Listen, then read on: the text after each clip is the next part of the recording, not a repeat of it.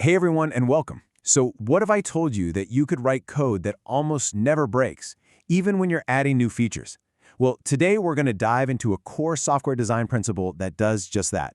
It makes your code more robust, way more flexible, and honestly so much easier to maintain over time. Okay, let's start with a bit of a puzzle. What on earth could your phone charger possibly have in common with writing fantastic code? I know, it sounds pretty random, right? But trust me, this little device we use every single day is the perfect way to understand the powerful principle we're about to unpack. Just think about it for a second. That power brick, the charger itself, it's a sealed unit. You can't just crack it open and start rewiring it for a different phone. It's totally closed for modification. But, and here's the magic, you can plug in any compatible cable you want. A USB-C, a lightning cable, a micro USB, whatever. It's completely open for extension. You get to extend what it can do without ever changing its core.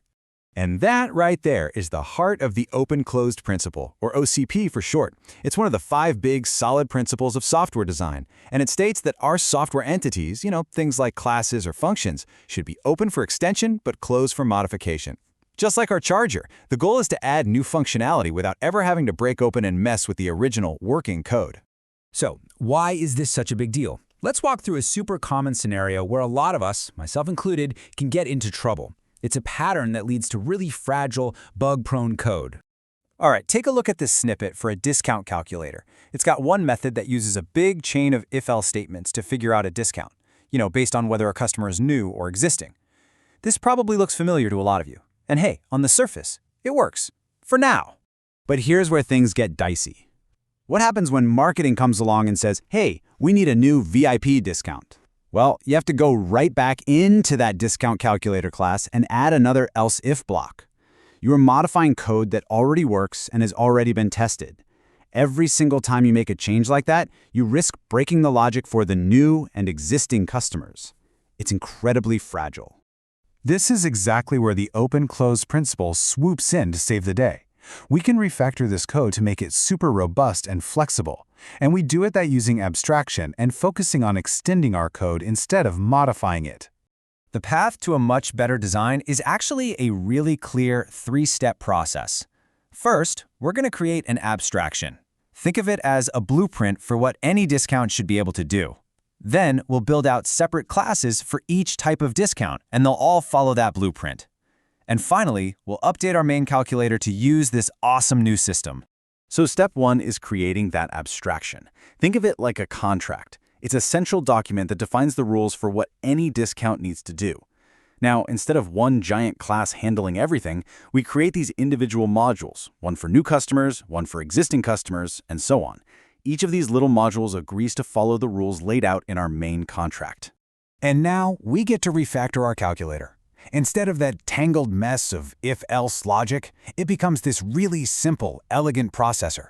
It doesn't need to know the nitty-gritty details of every single discount anymore. It just accepts any of our discount modules, whether it's new customer, existing, or VIP, and processes it. The calculator is completely decoupled from the specific logic. Okay, let's put these side by side, because the transformation is just wow. On the left, you have the before, a tangled, fragile system where every little change is a huge risk. And on the right, you have the after, a stable calculator that never has to change, and a super simple, clean way to add new functionality. Now, to add that VIP discount, we just add a new module. We extend the system's power without ever touching the core code. It's beautiful. So we've gone through all this effort to refactor the code. What's the actual payoff here? Why is this design so much better in the long run? Oh, the benefits are huge. First off, your code is way more robust. By not touching that core logic, you're shielding it from new bugs. Second, it's incredibly flexible. Adding new features is like snapping in a new Lego block. You just create a new class, and you're done. All of this leads to a system that's far more scalable and way easier to maintain, because you're building on a solid foundation instead of constantly patching a shaky one. And understanding this isn't just great for your own projects. This is a key concept that interviewers look for when they're trying to figure out how good a candidate's design skills really are. So let's talk about how to absolutely ace that interview question. So if you're in an interview and you see a problem that starts to smell like a giant if-else chain, that's your signal. Jump on it. Suggest using an interface or an abstract class. Explain that you prefer using polymorphism, which is really just a fancy way of saying you can treat a bunch of different objects in the exact same way, as long as they all follow the same contract. This approach shows you're not just solving the problem for today, you're designing a system that can grow safely tomorrow. So let's bring it all home and say that core mantra one last time.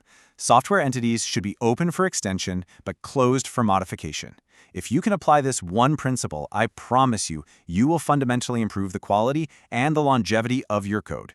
And I want to leave you with a question to think about. Look at the code you're working on right now. Can you find that fragile if-else block?